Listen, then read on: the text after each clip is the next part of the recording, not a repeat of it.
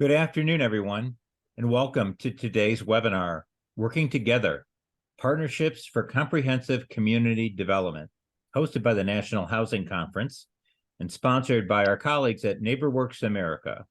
I'm David Dworkin, and I'm President and CEO of the National Housing Conference. NHC is proud to work with such a wide-ranging organization to advance our vision of an America where everyone's able to live in a quality, affordable home in a thriving community. It's those last two words, thriving community, that we will focus on during our discussion today. Our housing supply crisis demands we find new and innovative ways to build more units of affordable housing. We also need to be sure we're building communities where people want to live and will thrive. This means cultivating communities of opportunity that are physically, economically, and socially healthy for its residents. We need to ensure that neighborhoods are serving the needs of families who already live there, not just new residents. Gentrification is a pejorative that conflates two very different things, investment and displacement. We want investment. It's displacement that's the problem. So just a few days ago, regulators released a 1,600-page final rule for the Community Reinvestment Act. And that makes it clear how pretty complicated this work can be. But CRA, when it's done well, helps renew in communities, it helps them be healthy, and it helps ensure that we have the resources within the community to serve the people who live there now while we're reinvigorating their economy. NeighborWorks America and their members are doing amazing work. There's no better teacher for us than NeighborWorks on this issue, and we're thankful to have them to look to for examples of what it means to lead comprehensive community development and do it effectively. Our moderator today has expertly navigated community development as Vice President of Community Initiatives at NeighborWorks America, Paul Singh. I'm looking forward to learning from him and all of our panelists. Paul? Thank you so much, David, for that introduction. And on behalf of NeighborWorks, we really appreciate this opportunity, this ongoing partnership with the National Housing Conference. And it's my pleasure to be facilitating this conversation on comprehensive community development strategies. As David mentioned, advancing comprehensive place-based and resident-led efforts is a core strategic priority for NeighborWorks. By supporting organizations in the NeighborWorks network that are implementing holistic, multifaceted approaches, we seek to create vibrant communities that offer equitable opportunities for people to thrive. Before I provide a little more background on comprehensive community development and its key principles, I'd like to ask my fellow panelists to introduce themselves. As you'll hear, our panelists represent different vantage points from funders and technical assistance providers to nonprofit leaders and community members that are doing this work on the ground. So I'm going to ask each of them to share their name, organization, location, and then very briefly share what has motivated you to pursue a comprehensive approach. So let's start with Tamar with the Federal Reserve Bank of Boston and the Working Cities Challenge. Tamar, would you introduce yourself? Good afternoon, everyone. I'm Tamar Kudelchuk. I'm a vice president at the Federal Reserve Bank of Boston. We work in all 6 New England states, and we do comprehensive community development because it's critical to economic strength in New England. Great, thanks, Tamar. And Tamar, we'll say a little bit more about the Working Cities Challenge a little bit later. But we're also thrilled to be joined by leaders of 2 NeighborWorks network organizations that are undertaking comprehensive approaches, Dream Key Partners and Nest. Kevin, could you start out by introducing yourself? And it's worth noting that Kevin's organization, Nest, is also participating in the Working Cities Challenge. Kevin?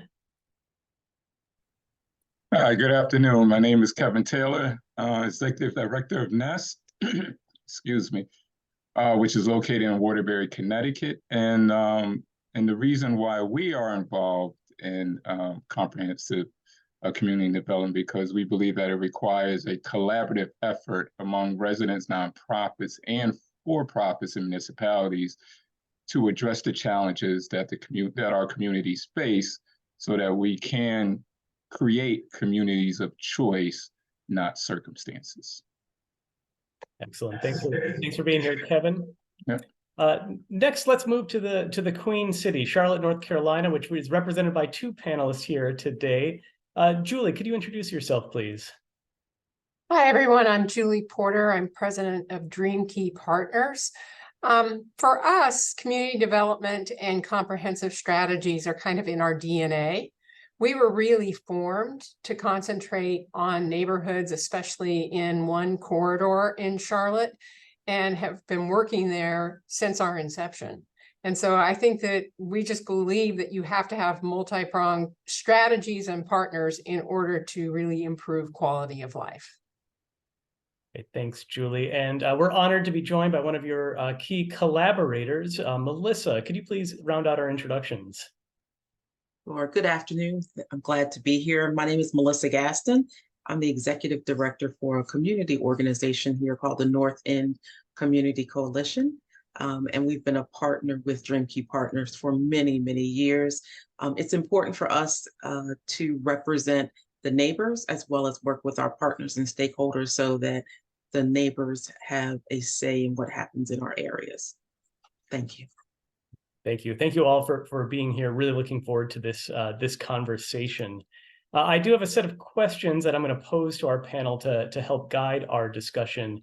But first, I want to provide a little additional grounding in some key concepts. And in fact, I think those introductions set us up well to dive a little bit deeper into what exactly do we mean by comprehensive community development. And if I could ask our host to bring up the slides, please.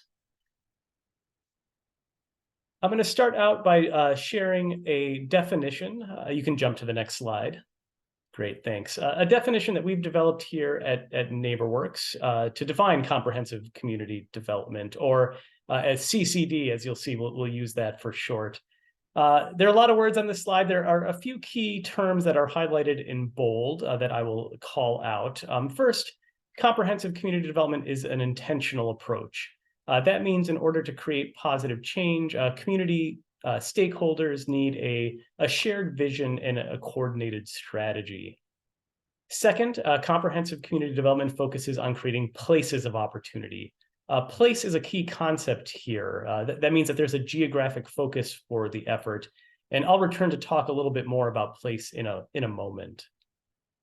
Third, and perhaps most critically, comprehensive community development is built on a foundation of inclusive engagement. And it reflects the aspiration and priorities of residents and other community stakeholders. This is because the people that live in a community have the best insight into the solutions and strategies that are needed. We can move to the next slide. As I mentioned, I want to say a little bit more about the importance of a place. Comprehensive community development strategies focus on a particular place because where people live, their physical environment and their surroundings impacts their lives in multiple and long-lasting ways. As you can see on the slide, where you live can impact your health, your education, your employment outcomes. Opportunity is really tied to geography. And place can impact your overall quality of life as well as your outlook on the future. And place here can really refer to a variety of community types, from urban neighborhoods to small towns and suburban and rural communities. We can go to the next slide, please. We've developed a set of principles that expand on this definition of comprehensive community development. I'll just touch on a few of these briefly. In addition to being intentional, comprehensive strategies employ layered approaches to address multiple interrelated issues. For example, a comprehensive effort may include strategies to expand affordable housing, improve health outcomes, create wealth building opportunities, and enhance public safety, and so on. Importantly, each set of strategies is customized to the unique conditions in that particular place. And again, it's driven by those resident priorities. So this is not a one-size-fits-all solution. a comprehensive approach in one place is going to look very different than another. Oftentimes, there's a formal written plan that helps to guide and document the vision and strategy. And we can jump to the next slide. As you see here, it also involves comprehensive community development, also involves multiple cross-sector partners, as well as sustained leadership and investment. I think as you'll hear throughout the session this afternoon, no one organization can implement a comprehensive approach. It really requires collaboration. Next slide. Finally, creating more equitable outcomes is a key priority for comprehensive efforts. These strategies recognize the impacts of inequitable policies and practices and seek to address disparities through holistic approaches. So in a moment, we'll have an opportunity to hear from Julie, Melissa, and Kevin, who will really help to illustrate how these principles are implemented in practice. They'll take this theory and show us how it's being done on the ground. But first, I want to turn to Tamar with my first question, which is simply, Tamar, do these principles resonate with you based on your experience with the Working Cities Challenge, any amendments or additions you would offer, and which aspects of comprehensive community development have you really been working to promote? Great, thank you. So much of comprehensive community development resonates with us. My team runs the Working Cities and Working Communities Challenge, which focuses on strengthening the economies of smaller cities and rural areas in New England. NeighborWorks has been one of our partners in all of these efforts, and we're so grateful to you for that. Some of the principles, which we call core elements, which really resonate, are creating place-based opportunity, following resident priorities, creating a shared vision, and using many strategies to get to that vision. We've worked with 30 local communities around New England to do this, and you're going to hear about the incredible leadership of one of those places through Kevin, which we're excited about. If you could take us to the next slide, please. Two areas that I would call out or add on to the principles that you mentioned, Paul. We think that it's important to focus on system solutions in addition to programs, and that may be implicit in your model, just to say the places of opportunity that we're trying to create need school systems that work and workforce organizations that get people jobs and city halls that deliver for their residents. And so it's important to both create new programs, but also to focus on getting better outcomes for the systems we have. And then the second principle for us that I would call forward is learning and adaptation.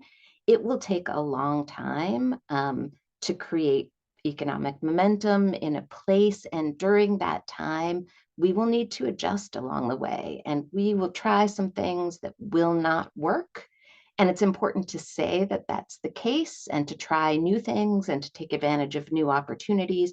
So we really support our places in experimentation and shifting and pivoting along the way. Great, thanks, Tamar. I really appreciate you calling out the need for systems level approaches. I think that is really critical. So thank you for naming that. I'm going to turn to Julie and Melissa next. As we've mentioned and highlighted, this webinar is being co-hosted by NeighborWorks and the National Housing Conference. So we're speaking to an audience of affordable housing leaders. Julie, Dream Key Partners, you're an affordable housing developer. You operate several programs that provide access to homeownership opportunities. Could you speak a little bit about the link between your housing and homeownership efforts and your community building, your comprehensive community development work? Yeah, I think that, you know, what we know, Paul, we know what we're good at. You know, we're very good at building affordable housing and building single family housing. I think that anytime that you're taking on comprehensive strategies, you're always in learning mode and you're always in partnership mode. So for us, it really became imperative that we understand the neighborhood, that we are on the ground working with the residents and coming up with a plan. That was the most important thing I think that we did. I'm not sure if you want me to bring up the slides right now or if you want Yeah, why don't you Melissa to weigh in? Give us a little bit more of an overview? That'd be great. Yeah. Okay. Let me just tell you who Dream Key is for a minute. We are a private nonprofit organization formed in 1989 and originally to expand affordable housing and well-maintained housing and promote neighborhoods. Our mission is to transform lives, communities, and what is possible through affordable housing. So many people know us as an affordable housing developer, but the truth is our roots are in neighborhoods. And we were formed in part to rebuild a neighborhood that had been a traditionally African-American neighborhood that had been demolished due to urban renewal and the building of the highway system around Charlotte. So when we started, it was all about building a neighborhood. And from then, we have been actually building on that work in the same area of Charlotte and making that work much more comprehensive. If you want to go to the next slide. So this was at about 10 years into our history. We started working in one corridor called the Statesville Avenue corridor. It includes the North End neighborhoods in partnership with residents and stakeholders. And we actually created an actual plan. It's a living document. It was adopted by the city of Charlotte, and it really addressed multiple aspects of quality of life. There's planned elements there, layered strategies. Paul has kind of talked about those principles of community development and comprehensive community development, but it had immediate action items, things that could be done right away. It had road and transportation improvements, park improvements, blight remediation and lot acquisition. It had employment strategies and multifamily and single family affordable housing strategies. And a critical creating a sense of place and community. When we started working in this neighborhood, because it had been disinvested for so long, we were the capacity and we were representing the neighborhood at all time. There wasn't a robust leadership structure in those neighborhoods. Over time, that has changed, and we'll get to that in just a second. But the work plan and the responsibility chart were in place, and they were revisited annually, and the responsibility was really spread among residents, Dream Key, largely the city of Charlotte, and Mecklenburg County Parks and Rec. Next slide. So this will help you kind of orient yourself. Downtown or uptown, what we call it in Charlotte, is about 1.5 miles, not even that. Down to your left of Greenville. Greenville is the neighborhood that we rebuilt that with 100 single family affordable homes. We also were in charge of rebuilding a old public housing complex called Fairview Homes into Park at Oaklawn, which had single family home ownership as well as multifamily. We worked in the Genesis Park neighborhood. The big hole in the middle there is called Double Oaks Apartments. And to your right, you'll see the redevelopment plan for Bright Walk, which is now complete.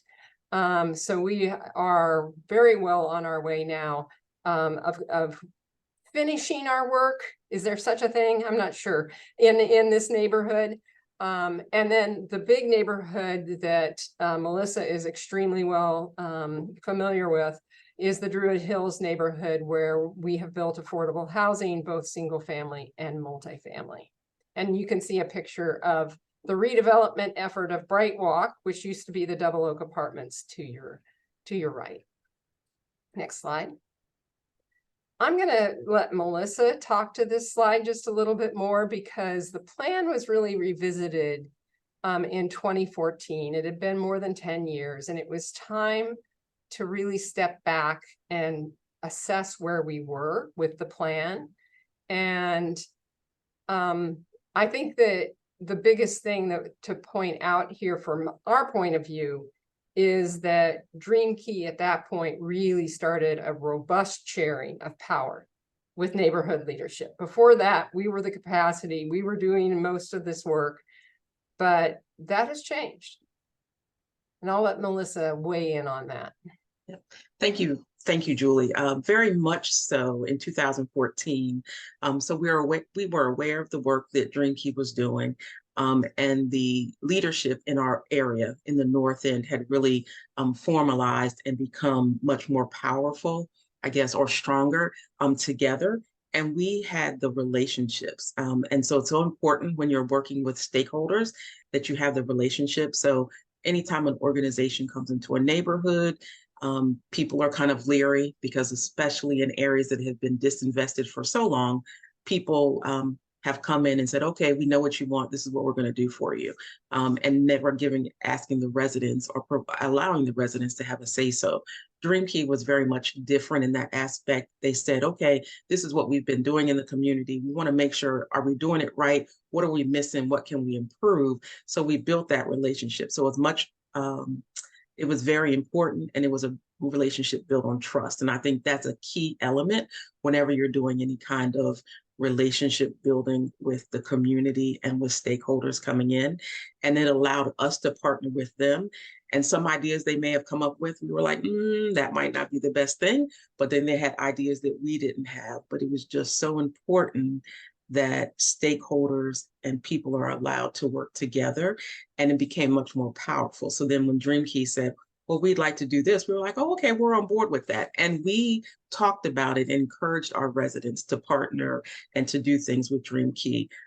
With the affordable housing aspect, we're very much a proponent of the affordable housing. And sometimes people are like, oh no, that's enough affordable housing, or we don't want any more, or we want this, or we want that.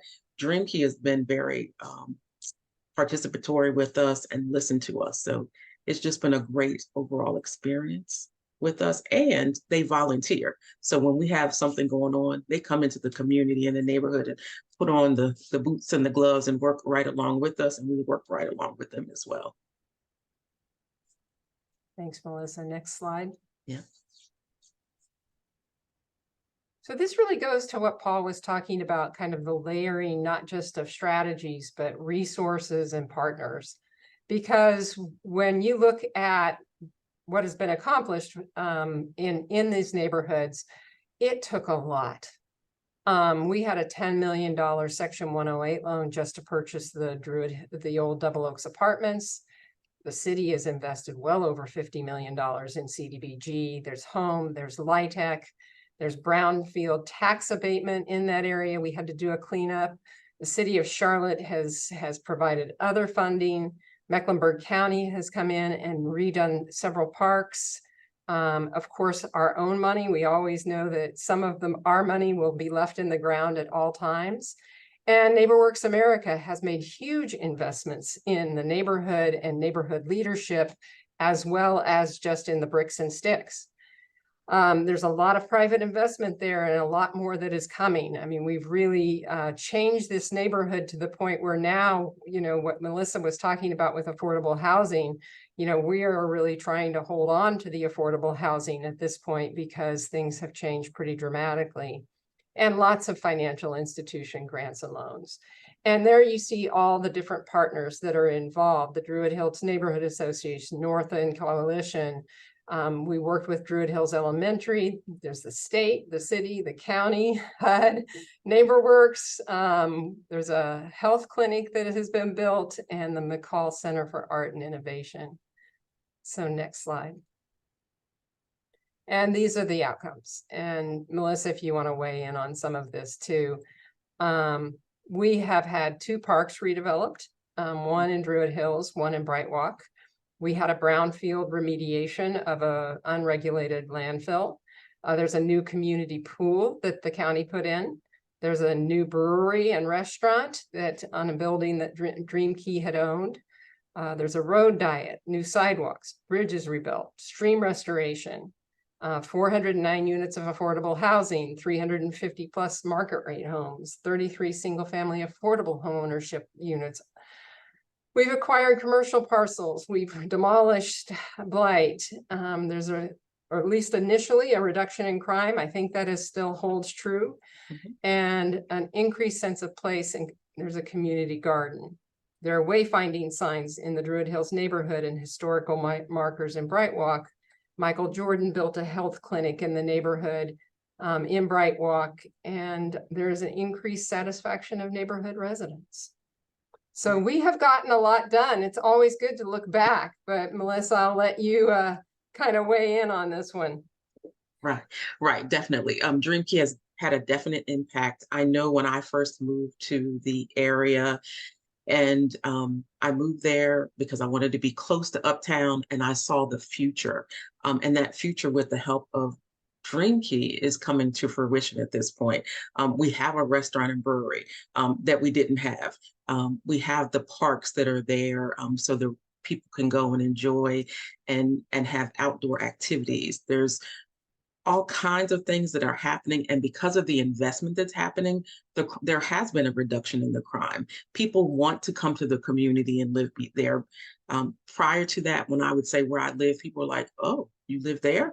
And now they're like, oh, you live there. That's great. What do you think about what's going on here? And it's a place that's desirable, and people want to come and live, and not just people who want to come and change the community to be something different through gentrification, but people who want to, just everyday people who want to live there because they realize the changes that have happened in the community. I heard stories when I first moved here, and I would tell somebody where I live, they would say, oh, there's a lot of blood on that land. I was like, okay, what does that mean exactly? And then they told me the story in the backstory of what that was, but now what it is now is totally different. So partnering with Dream Key has been a remarkable change.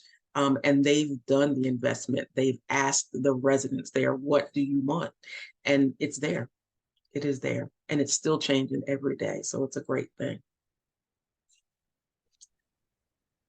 That's great. Thank you, Melissa. Thank you, Julie. What I find really compelling about this story is how you the plan that you created was not only just a visioning exercise, but you aligned the resources, the partnership, the strategy to really implement, and you see the impressive results there. So thank you.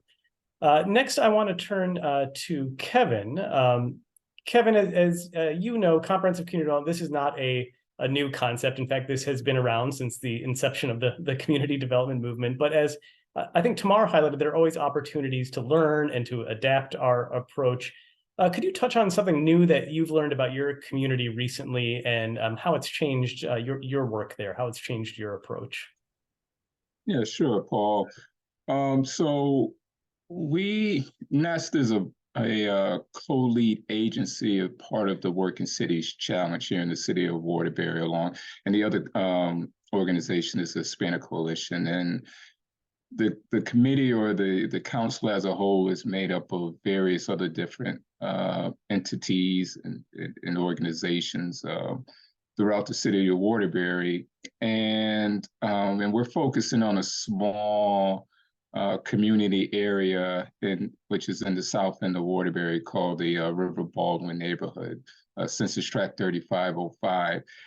And in the very early stages of doing or investigating what is necessary here in the city of Waterbury, we picked out a couple of neighborhoods that were have not seen much investment over the years.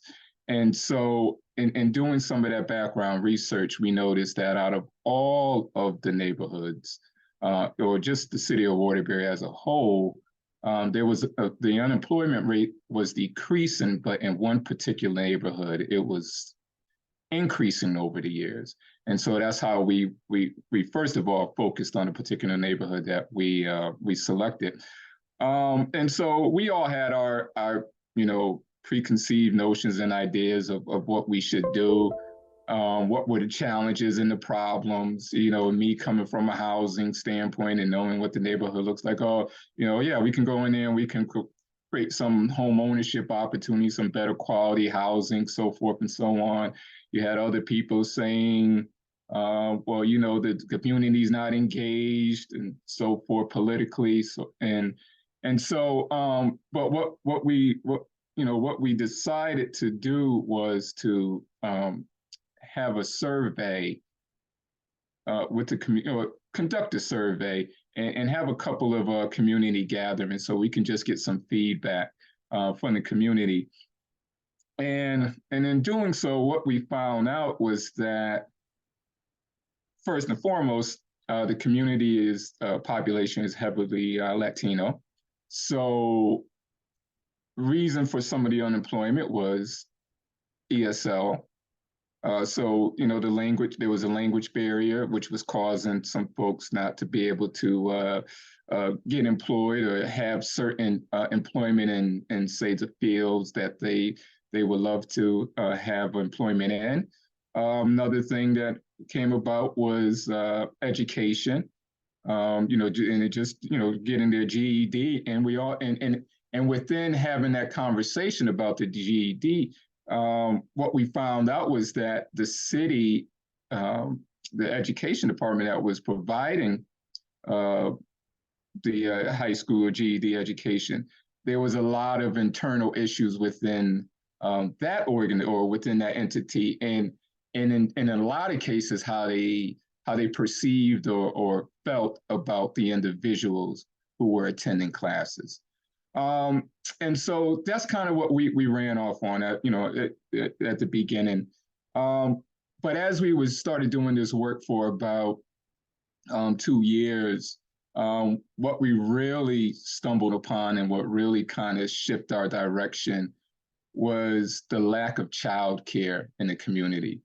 And so people were not able to work because first and foremost, they had to pay for their kid. They had to, someone needed to watch their kids. And in some cases, in the jobs that they were working, it would cost them more to pay for childcare, or at least the jobs that they may be working they would just basically working for childcare. And so and this is probably, and I know this is an issue all throughout Connecticut, but I'm sure it's an issue throughout the rest of the U.S., but there's also a lack of childcare slots. So even those who may want, might have the income for childcare, there was just no slots or spots available for their child. And so this has become a real huge shift for us in focusing and making sure that one of two things, that we can increase the number of slots here in the city of Waterbury, but also we came across, we found out from the many residents that they wanted to become childcare providers for their community. And so we then opened up, well, I shouldn't say open up, but we started some childcare training services within our initiative.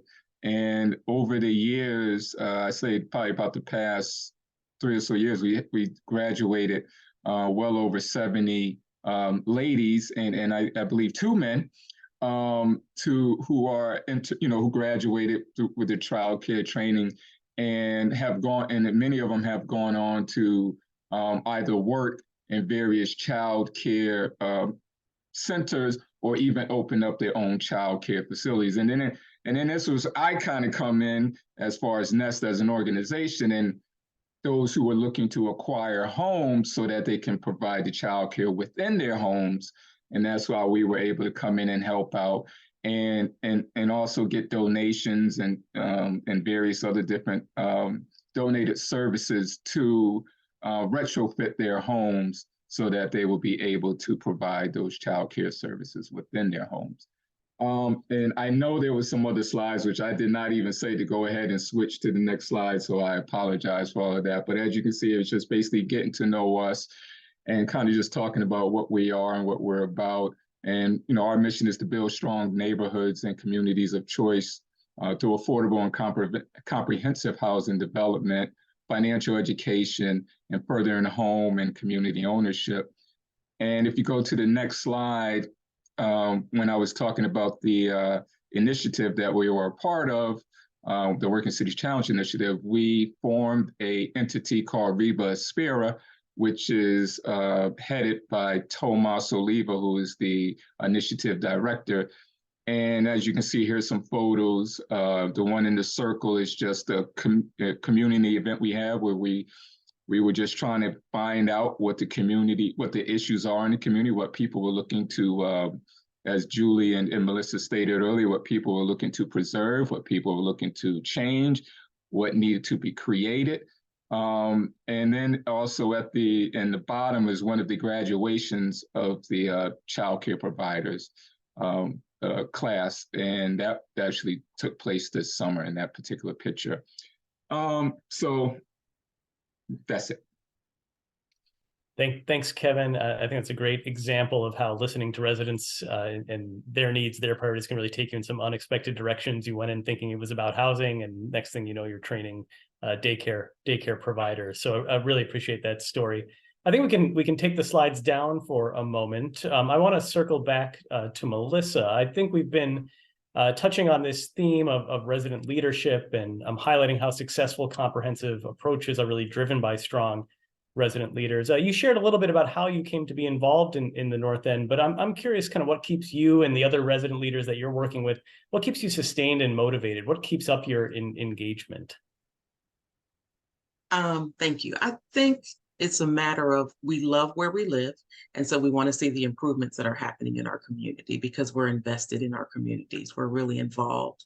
What keeps us going is to see the changes that are happening, and not only in like the physical, the infrastructure, but also with the residents who live here. I can give you a situation in Druid Hills where there was a mother who didn't have internet service. So she was taking her kid to Bojangles every day to do their schoolwork to access the Wi-Fi at Bojangles. And so one of the things that we were able to do as community leaders come together, reach out to a partner. Unfortunately, it wasn't DreamKey, but we were able to reach out to a partner and to be able to have Wi-Fi installed in the apartment complex where she was. So they had free public Wi-Fi, which instantly made a difference. And that's something that you don't think about. You just think, okay, it's here. We think of it now as a utility like you do electric or water, but it's something that made a definite impact on her life. So she didn't have to go out in the rain to take her kid down there. She could, do it at home and things like that. So those kind of things are what makes changes that keep us going and keep us doing what we're doing. When we go and the park that we renovated in conjunction with DreamKey, and to see people out there playing in that park, and before they really didn't utilize the park, but now they do utilize the park, and it's got playground equipment and fitness equipment and all kinds of different things. It makes a difference. You're seeing those changes in people's lives. Great. Really speaks to how the effect can be cumulative. The success build momentum, build trust, encourage others to get involved. So thanks, Melissa. Before I turn to Tamar with the next question, I just want to remind folks that we will be fielding Q&A from the audience. And so you can use the Q&A feature if you have any questions, and we'll start to tee those up towards the end of our session here.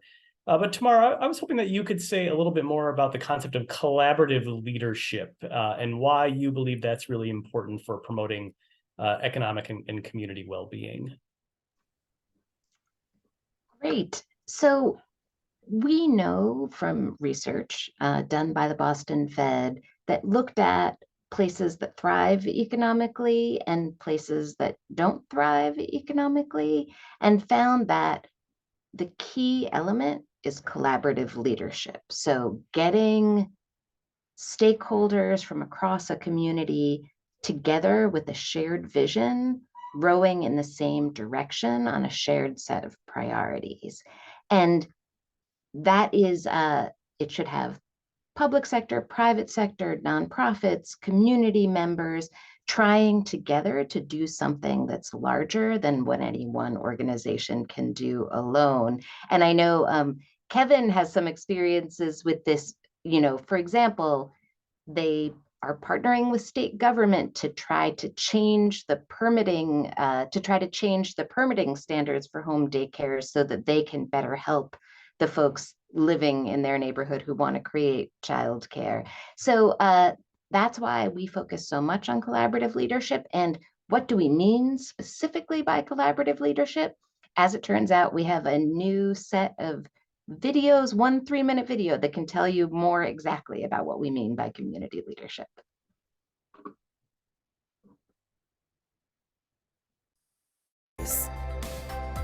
A shared long-term goal for well-being helps a community have a clear vision of the future it wants and how to get there. It should be bigger than anything one individual or organization can do alone, and it should bring many institutions and people together to contribute to fulfilling the vision. To have a shared long-term goal for economic and community well-being helps us find common ground.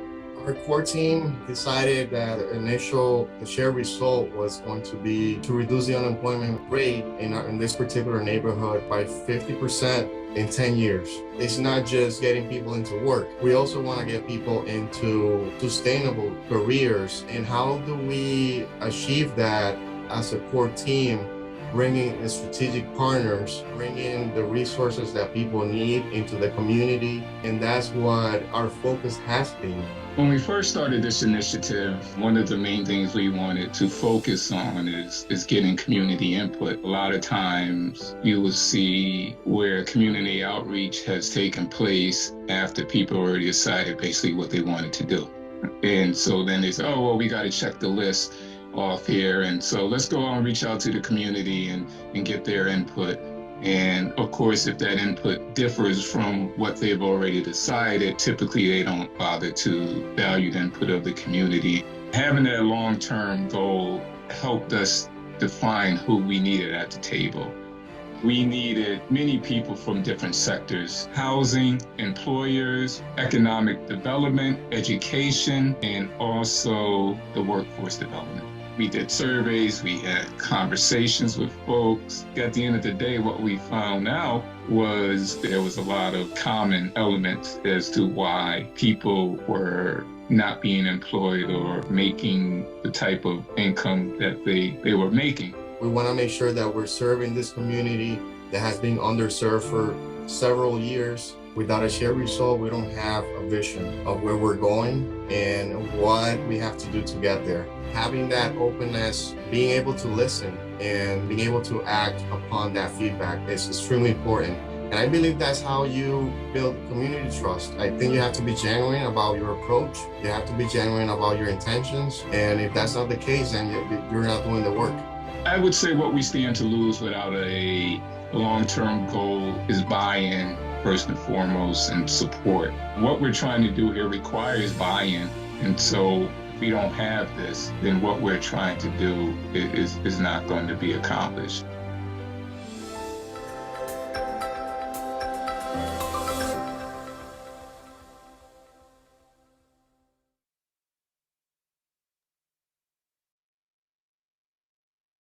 Thanks, Tamar. And I see you shared a link to the other videos in that series in the chat, and there was a familiar voice there, Kevin. Well done. That was really nice. So thanks for sharing.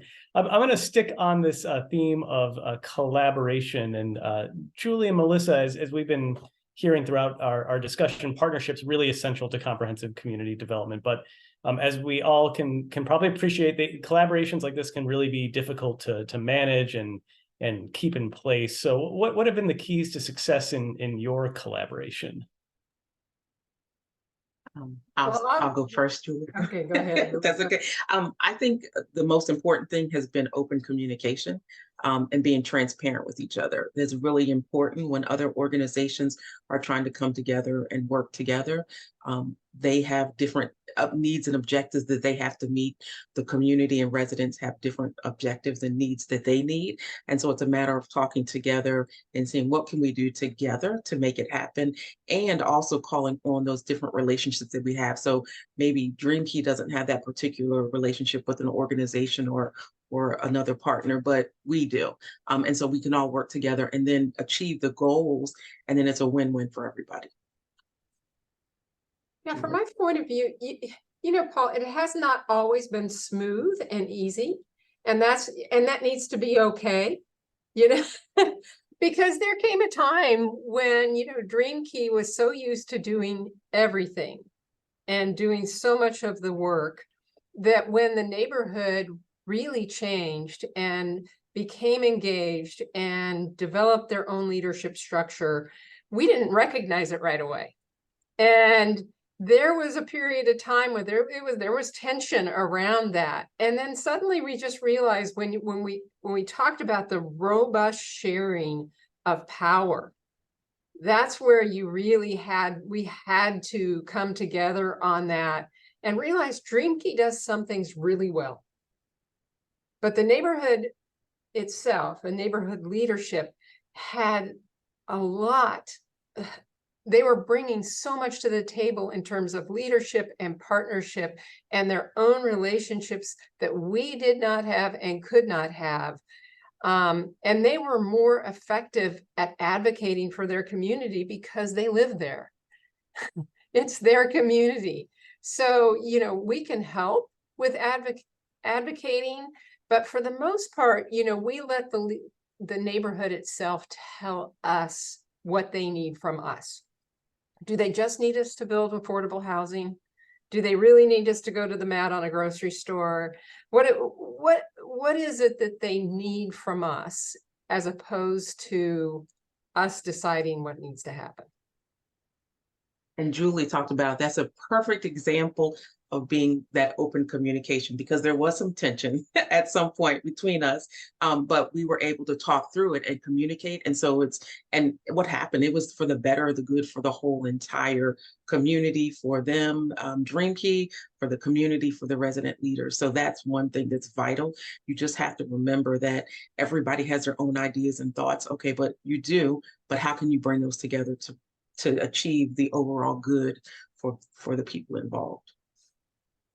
Great open communication, being able to work through some of the tension and challenges, and kind of getting to a power sharing arrangement. I heard those as some great tips for sustaining collaboration. So thank you for those responses. Kevin, I'm hoping we could that you could share a little bit more about how your comprehensive approach is helping to address long-standing and systemic disparities and racial inequities in your community. As I know that that's been a focus of the REBA Aspira effort. Could you say a little bit more about how you're approaching that? Sure. So some of the key points is, or some of the key things.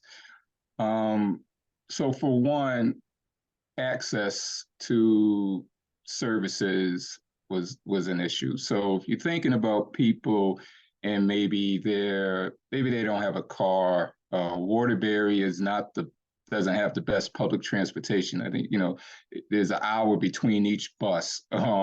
Certain services are not within the community whatsoever, which requires, you know, a long walk or you know, at the end of the day, a 2-hour bus ride or something along the line to get to where you need to get for particular services. So one of the things that we are working on is improving the access to the various different services. So instead of telling the community to come to us and we can help you, no, you need to come to the community. And when we opened up the REBA Aspira Center, that allowed for office hours for, like, say, the Workforce Development Board here, to be able to have some office hours so people can come in and meet with them and, you know, have conversations about particular opportunities that may be out there.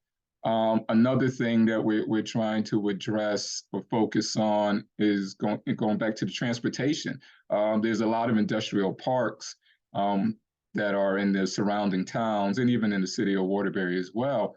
But what we noticed that there was only one bus line that was running through the south end of Waterbury. And so now I'm trying to work with the transportation to be able to have an additional bus line that goes along another major artery in the south end of Waterbury to get folks out to the different industrial parks for, potential jobs.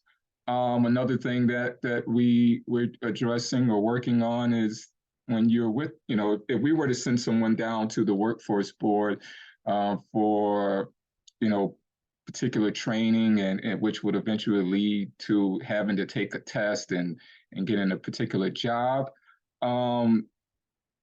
And as I stated earlier, ESL or English as a second language is really a challenge for folks. And in a lot of cases, they don't. In some cases, they might provide the test in Spanish, but in most cases, they don't.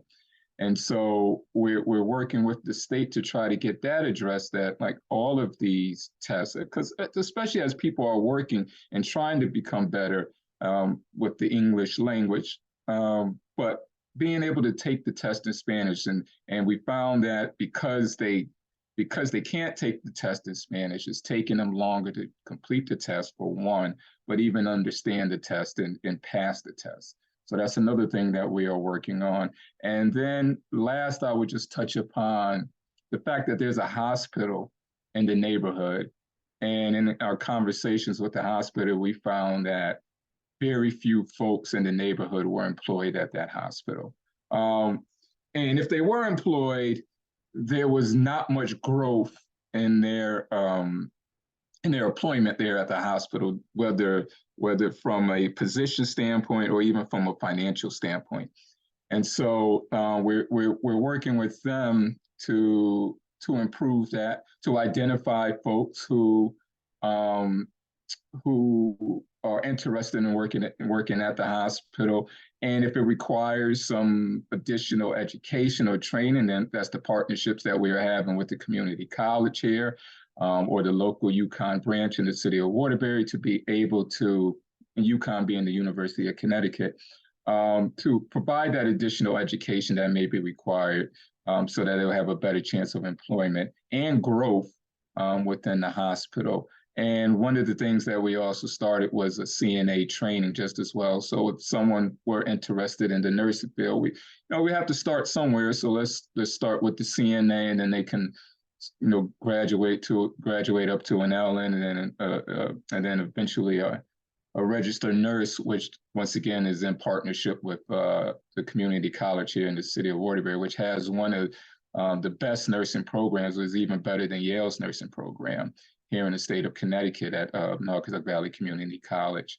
And so those are just some of the things that we are working on to address, some systemic inequalities that have been taking place in the city. Well, I won't get into the whole political scene of things, because that's a whole nother issue. But I think with we have we have an election coming up in November, and a lot of us are excited about the possibility of new administration and working closely with them to address some things on that level. So thanks, Kevin. Sounds like you really did the work to kind of peel back the layers, understands what is really driving some of these inequities, and then working to hold some of these larger systems or actors in the community accountable for some of those outcomes. So I really appreciate that response. Yeah, and I would just add, this work is very difficult. These mindsets, these challenges, these issues, all of these inequalities, inequities, they've been in place for many and many of years, and a lot of people are just comfortable with how things operate. So change is really difficult, and it takes a lot of effort and exhausting hours and frustration and so forth, and getting people on the same page and understanding where you're coming from as well. Yeah, this work is certainly not easy, and that perhaps sets up my last question, which perhaps I will pose to the entire panel, and anyone who wants to respond can. But Kevin, just as you were describing, we know that creating positive change in communities is complex.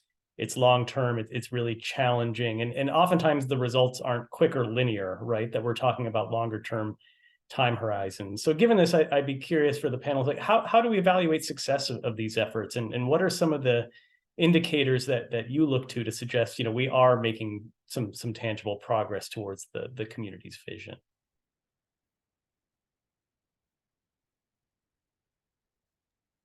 I would say, so these communities haven't seen much investment in many and many of years, and these things are not going to change overnight, because it took a long time to get to where we are, and it's going to take some time to address and fix these problems. But so from a housing standpoint, or let's say like a neighborhood revitalization viewpoint, some visual observations are always good. So if there's a bunch of vacant properties in the neighborhood, how many of those have you been able to put to use? So basically, how the reduction in the number of vacant properties and structures, and what are the new uses of those formerly vacant properties and structures. Some of the other things we look at, especially from REBA, is the amount of community participation involvement in some of the activities. So we know what we started out with, how many people came out in our initial conversation with folks and various different neighborhood community gatherings. And so has that increased over the time of doing this work? And then two, also, we do assessments at the end of it, like every 2 years. And so what has, say one's response in that first assessment or survey, what's their viewpoint of the neighborhood now, or even their particular situation at this point? Behavior changes just as well, just being able to make those small little gradual changes. So the fact that we now have the workforce development board coming down to the South End to provide those services, that's a behavior change in a lot of different ways.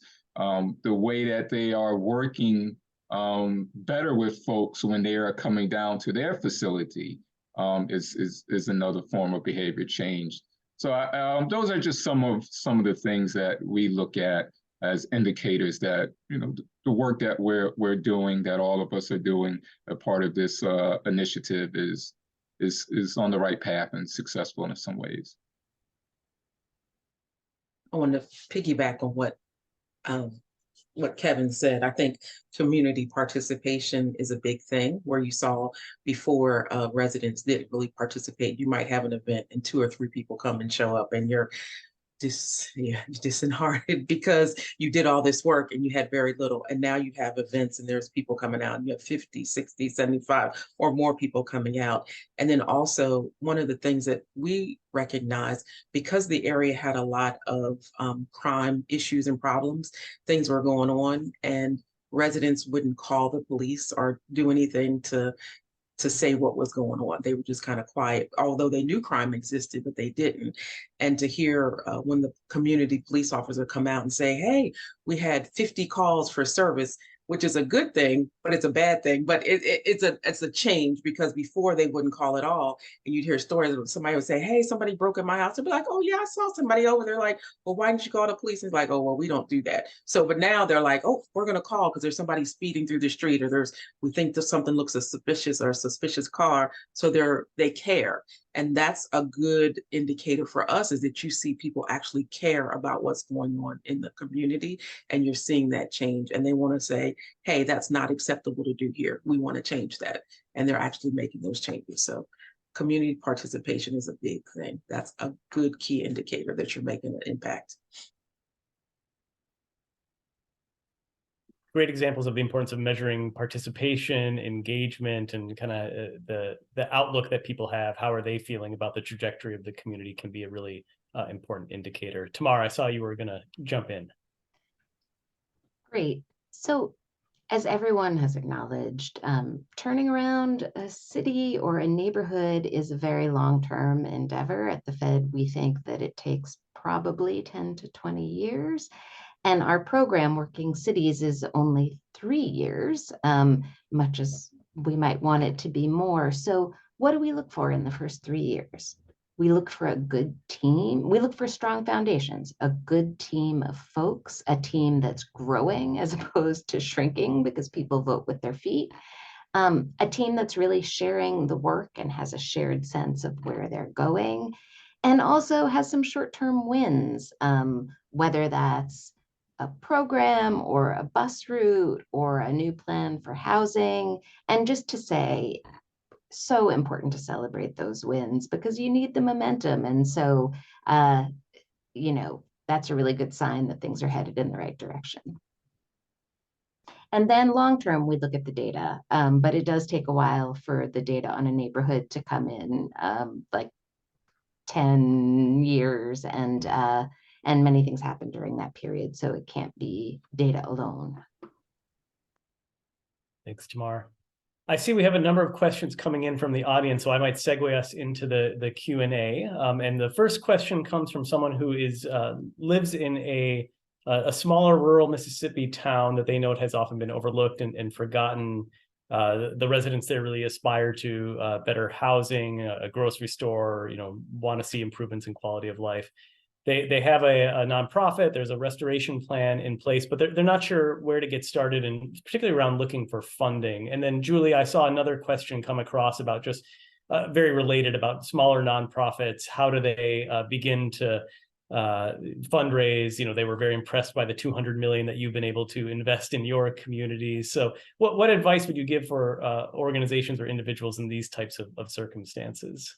Yeah, and of course, the challenge is, you know, when you have a smaller organization and you're talking about predominantly government grants, lots of times those agencies hesitate to give large, you know, federal or state grants to smaller organizations just because of the compliance issues.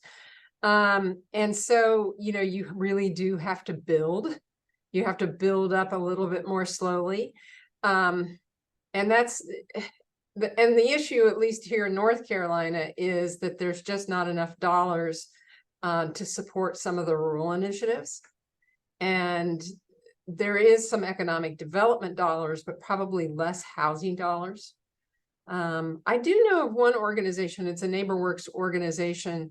Instead of starting on like a grocery store or housing, they actually transformed a community building or an old shut down plant into a new job center and attracted jobs and a company to open up there, because they realized that unless they had the income and people were growing, you know, their wealth, they weren't going to get everything that they wanted. So I think there's as usual, a variety of strategies you're going to have to employ. The other one is clout. You know, I can't say enough, you know, there's a lot of grassroots organizations here, a lot of smaller ones here in Charlotte that were not getting a good share of funding for all of these types of initiatives. And they kind of came together and really challenged the foundation community as well as the government, and said, hey, you know, we deserve to have funding as well. And it actually did work. And that, you know, it was good for the grassroots groups, especially because they are growing now and they're making bigger changes in Charlotte. Some great advice there, Julie. Yeah, Tamar, go ahead. A few additional notes.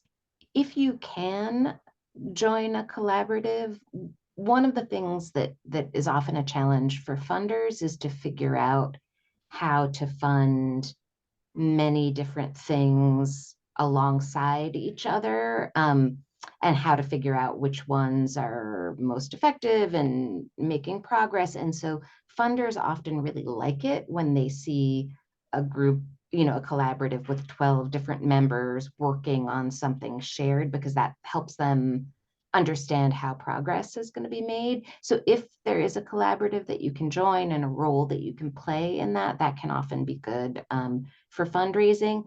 In terms of dollars and investment to keep you developing and growing, also banks do giving often through their bank foundations, and cities or counties can do giving through CDBG, so those are some sources to look at as well. Kevin, Melissa, anything you'd add on this topic? You know, I was going to say CDBG funding is a possibility, and I know you know, community foundations. I think about the community foundation here in the city of Waterbury, where they have something called grassroots grants. So they just focusing on dollars to give to those small entities that, you know, definitely are not 501c3s, but you know, once again, I don't know what's going on in their particular community, but that could also be some other options. And you know, possibly banks just as well. They got to address their CRA. So it might be an opportunity to, if you can get a relationship with their community person there, to see if there's an opportunity for some funding as well. So, right. I would agree with what Tamar said about joining together as a collaborative and partnering with other organizations, because funders seem to like that. They're like, let's get it together. And there's 2, 3, 4 organizations that are all asking for similar things or to work on a project together. And you see the multiple benefits of it. So that's a great way to approach it as well. Great tips here. And I would just add, I think the funding is a real challenge. I think the collaboration and some of these strategies we've talked about is essential. And I'd also think about just what assets are present that you can currently leverage. How can you start to build some momentum around some small wins that then can lead to some of these larger opportunities as well. All of these efforts probably started out small before they got big. So think about what are some early steps we could take, start to build that momentum. All right, we have a question coming in from one of the Habitat affiliates in St. Charles, Missouri. They're getting ready to build one of their largest communities and new development, 46 affordable homes. How can they get owners involved in investing in their community and perhaps expanding out, the engagement? How do we engage residents? What are some of the challenges and opportunities to think about there? Who'd like to get us started? I can get us started on that one, because we run into this a lot, because even though I talked about the Statesville Avenue corridor, there are other neighborhoods we're working in, and some we've just recently entered. The one thing that we always do at the very beginning is really find those people who have a constituency. So they may not think of themselves as leaders, but they are, and they are the community's voice. They're the ones who you have a meeting with, and then they get on the phone after the meeting and, and start talking about what we said. So it's really critical to get those people, engaged in the process, talking about the process, influencing the process. But it's been our success has come from finding those leaders, those natural leaders in a community, and really augmenting their skills, doing training, and making sure that they are at the table. Yeah, I agree definitely with Julie on that. I know that we've had leaders, and we've Dream Key has sent people to Neighbor Works, to the conferences for the neighborhoods, and that's been beneficial. So people who don't necessarily think they're a leader, but you see that in them that they are a leader, and to foster that education, that experience for them. So that's a great opportunity and way to approach it as well. And I'll also add, you want to you want to get out in the community, get to know folks as best as possible in the community. So it's going to require some door knocking, going to require some being visible and talking with folks as you see them out and about, hosting some sort of gathering. Food is always a good way to get people out, but make sure that it's food that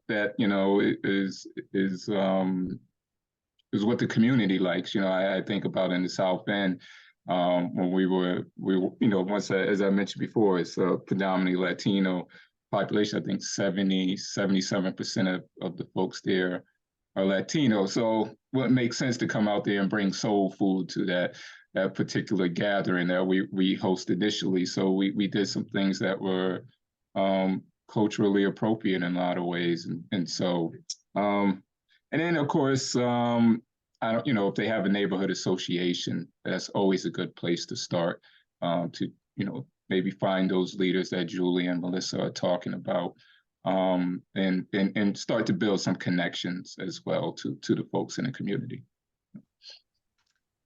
Hi, so in a prior life, I worked for a NeighborWorks organization that did community engagement in addition to working with the team. So a few notes to add on.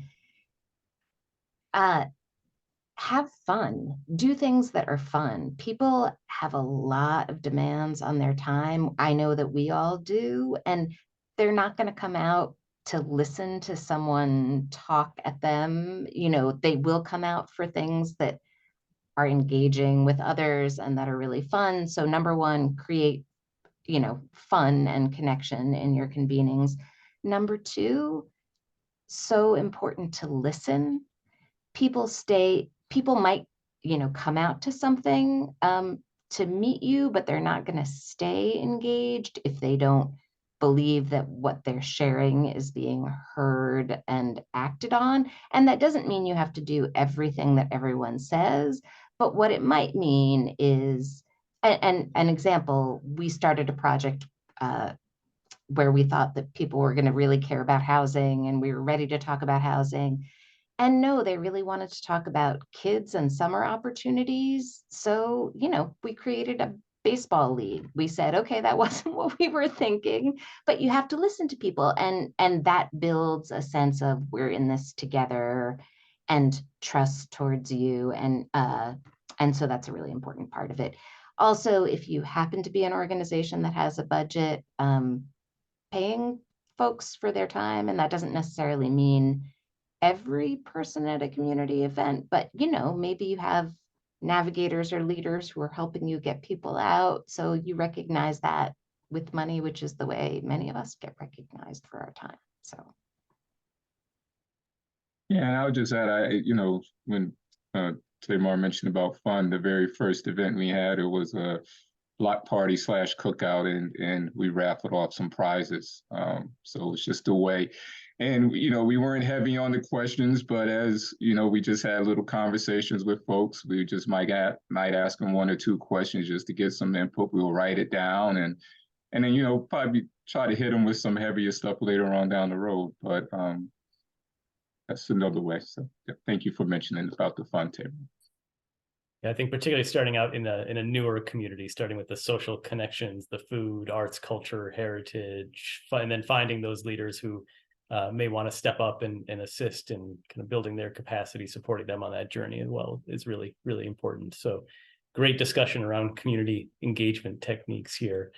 Another question that's come from the audience, has anyone engaged local religious institutions in your efforts and in some of the collaborative decision-making in your communities? I can speak to that. We definitely have. They're a great partner, and they see people on a weekly basis, so they can definitely get out the information and get out the word about various things that are going on. They have people who may not come out into the community, but they're a captive audience, so they can ask the questions and they have that trust and that relationship. They have great opportunities to use their spaces because typically it's used on the weekend, but not during the week. So we've had a situation where we've been able to work with a church and have a hub, I guess, or a computer lab where residents can go and use that computer lab.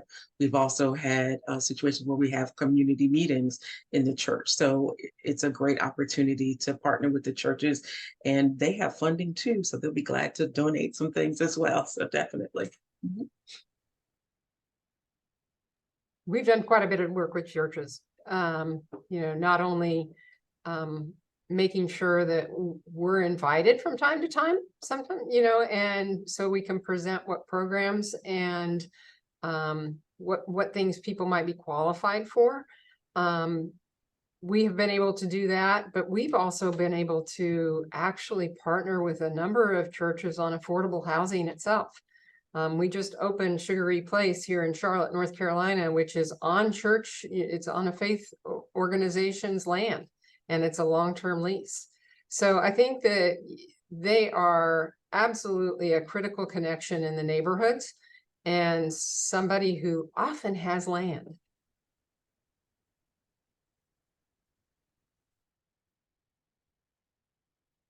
Great. I think those are great examples of opportunities to collaborate with faith-based organizations, religious institutions in your communities. So let me see if we have any other questions coming in from the audience. I think we may have spoken to this a little bit as we were talking about community engagement, but a question around just building trust with communities. And Julie and Melissa, I think you spoke to this a little bit too in your experience.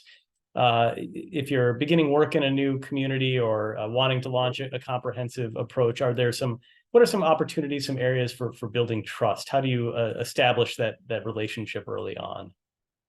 Well, I'll give you an example, Paul. Yeah, please. We were in the Greer Heights neighborhood, and we've got a couple of different projects that are moving forward. One is an affordable housing community, but the other is a planned community that's going to have 285 units of affordable housing.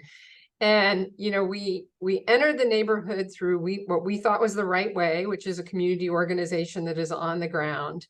But the first project that we wanted to do, which is multifamily, it is logically a senior project. The land is perfect for seniors because of the way it's shaped. We could get like 120 units on it. So it was perfect for that. And the neighborhood did not want seniors. I know this is not something that anybody ever hears, but, you know, the more we sat down and listened, the more that they wanted family. And we tried to kind of originally talk them out of it, but that was going to ruin the trust. We could tell. They were getting, you know, really kind of like distrustful of us if we were going to push these seniors on them. And we switched. We changed we changed the entire project into a family project with less units, but it spoke to them because what they said is most of the people who live in that neighborhood are young people. They're under the age of 40 and they can't afford the housing, and there's a lot of gentrification and they're starting to be priced out. Most of the seniors, you know, own their homes. So what they really wanted to do was say, okay, we want this built for the people who live here now. And when Tamar said something about listening, that's hard listening because it's like, you know, it goes to the bottom line on the organization, you know, it's like, oh, but this doesn't work as well financially.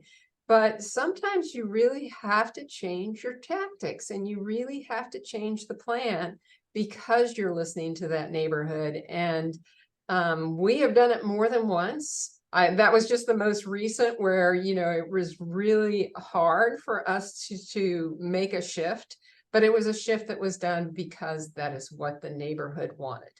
And that you just have to be able to do that, and you have to be willing to do that. I was just going to add, so most of these communities, a lot of people have come in and said they're going to do some things, made some promises, and then they, you know, a year or so later, nothing happens. They're not, you don't see them anymore, so forth and so on. So, and that's something that we still dealing with. I'm not going to say that we have resolved it, but what I would say is that it's important that that you have follow through in everything that you do and say, and you got to have some small successes. So it's always easy to kind of get that low hanging fruit as a starting point to show that, you know, yeah, we said we're going to do this. You asked us to do this, whatever the case may be, and we were able to achieve something. And then you just continue doing that. Another thing I would add is just to keep your word and be transparent and honest. And if something is going to be challenging and difficult to achieve, and be upfront and let them know that that will be the case. But you know, you will give it your best effort, and you know, and just always keep them informed as well as of the progress. Don't come and have a meeting in the beginning of the year and they don't see you till the beginning of next year, sort of thing. So always stay present and visible and accessible. Yeah, one thing that I would say, and you see a lot of it, organizations or people come into the community and they do a survey. They're like, oh, we want to do a survey. We want to get your ideas, your feedback about this. And then you never hear about that again. You don't know what they did with that information from that survey, or, you know, what happened to it. It's just like, oh, you came and got our free information and then you didn't do anything with it. So if you have a survey, that's what I say, come back and provide the results of that survey to the people. What did you do with it? What do you plan to do with it? And then if you did it, this is what we did and this is how it happened, or this is what our next steps are. But share that information from the survey, the results, and follow through. That's vital, follow through. Yeah, I would underscore that, bringing the data back and help engaging the community on what do the results mean, what should we do about it, and the follow through and commitment being really important around trust building. So great responses here. We have one more question, which might be a good one to begin to wrap up on, which is what are the greatest struggles and challenges in this work? I think we've touched on some of those, but might be an opportunity to go a little bit deeper. And how have you grappled with those? How have you worked to overcome some of those challenges?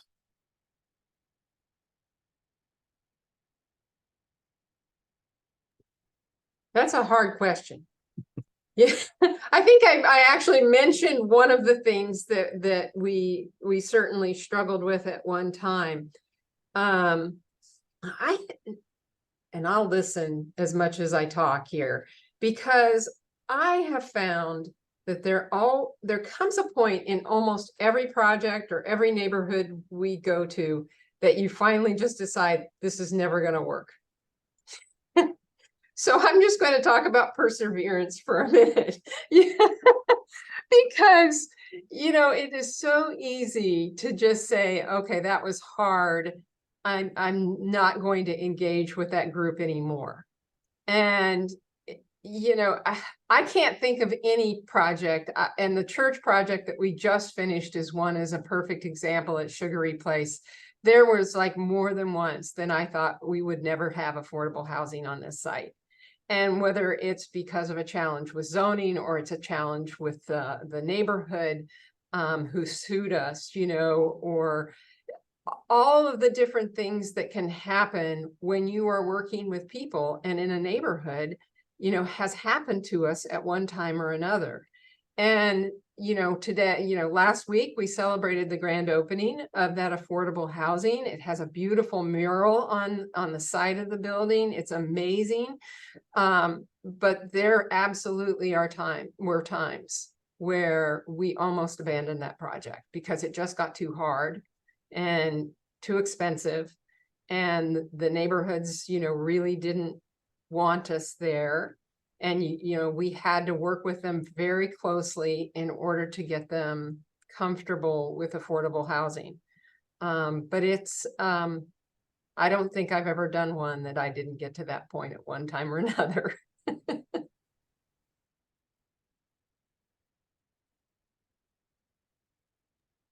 I would say for our organization, a big struggle that we went through, and it's so important, goes back.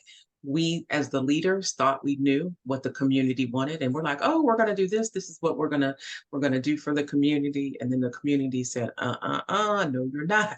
We don't want that." So it's vital that you're still listening to the community. You live in the community. There's things you want, but that might not be the priority. So you want to make sure that the things that you're doing and the things you're undertaking are the priorities for the area that you're trying to work with. Yeah, I mean, we had a lot of struggles. I think early on, larger struggle, once again, which was stated a little earlier, is trust. Building that trust is a huge struggle. And I would say that's probably at a minimum, or at least for us, it took a little over a year to kind of get some trust in the community. Even though we had aldermen who were who represent that community or work within that community, trust was a big thing, and something that took a lot of time to sort of break down a little bit. And then municipal buy-in, which is something that we're still struggling with in a lot of ways. At least in our case, it looked good in the beginning when all of the big players were in town, and it was huge press about what was going on and what we were trying to achieve. But when all of that goes away, kind of so did their representation and support. So just trying, that's another thing that we face. So, and it's critical to what we're doing to have the municipality really engaged and involved and supportive financially in what we're doing. So. Mar, anything you would add, challenges you've observed in the working cities, communities? Sure. I think the question was about personal challenges, and I'll say that I think the work on the work that folks do in communities is harder than the work that we do. And looking back on my time doing that, a few of the biggest struggles really are about trust and whether you feel in partnership and welcome and seen. And the other one is probably getting discouraged. So looking at the everything that needs to be done and feeling like it, you can't make progress. A few tools that have been helpful to me. I mean, on trust, showing up repeatedly over long periods of time and just being willing to engage in honest conversations with people goes so far, really so far. And also having a mentor or an older person who's done it, doesn't even have to be older, a person who's done the work, who you respect, who can say, I know this looks difficult right now, but you're headed in the right direction, can really calm you down. And also a little bit of self-care. Sometimes you need to walk away for a day or two or go to a movie, and by all means feed yourselves so that you can do the work when you come back. Great. Well, I see that our time is up. I've really appreciated this conversation. I think that was a great note to conclude on, the importance of perseverance, taking the long-term view, being responsive to community, gaining buy-in in partnerships, and the importance of self-care as well. So just really want to thank our panelists. I learned a lot about what it takes to implement these comprehensive approaches, and thank you very much as well for the work that you're doing in communities. And I think with that, I will hand it over to David to close us out. Thanks, Paul, and thank you for everyone on the panel, Julie, Melissa, Kevin, and especially Tamar. Makes me want to get a snack and a nap. So I think that is really good advice for everybody here. And I always try to remember the oxygen mask rule, that you can't help other people unless you're taking care of yourself. So I appreciate everybody being here. I do want to just give a plug, and I think this is the first announcement we've made at all about this, that on Friday, November 3rd at 8 a.m., we will be live broadcasting from the National Press Club, breakfast with Federal Reserve Board Vice Chair Michael Barr, who's going to talk about his reflections on Community Reinvestment Act in the 21st century and moving forward on the new final rule. I think it's going to be really interesting and informative. We'll have a panel discussion afterwards to talk about this issue. And then on October 31st, are Building Livable Communities for with the AARP. And that's going to be at the Press Club as well, starting at 11:30. And you can, I see Brittany put the link in on how to register for that. It's free, and it's going to be a really interesting afternoon. And then, of course, on December 7th from 8 to 6, our Solutions for Affordable Housing Conference. It's our signature conference, and it's going to be great. 1934, Eleanor Roosevelt was our keynote speaker. And we have some great keynote speakers this year, including Lael Brainerd, the head of the National Economic Council, and Sandra Thompson, the director of FHFA, others to be announced soon. So hope to see you there. And please remember that you can renew your membership or join NHC at nhc.org. So thank you all for joining us, and have a great rest of the day.